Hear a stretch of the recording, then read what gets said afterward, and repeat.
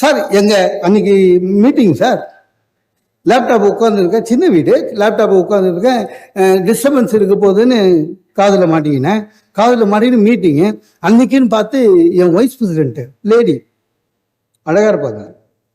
அவங்க late 40s, IIT Madras, அழகு. அவங்க ஃபுல் ஸ்க்ரீனில் அவங்க இருக்காங்க.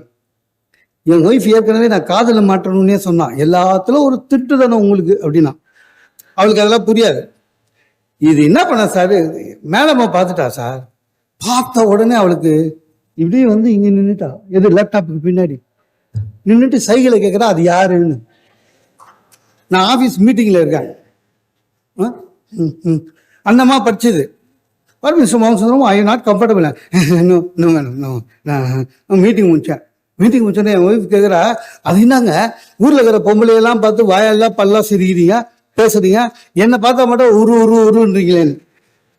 நான் அதெல்லாம் ஒரு பெரிய விஷயமே எடுத்துக்கல. இங்கே பாரு, அந்த அம்மா மாசமானா எனக்கு 1.25 லட்சம் ரூபா சம்பளம் தருது.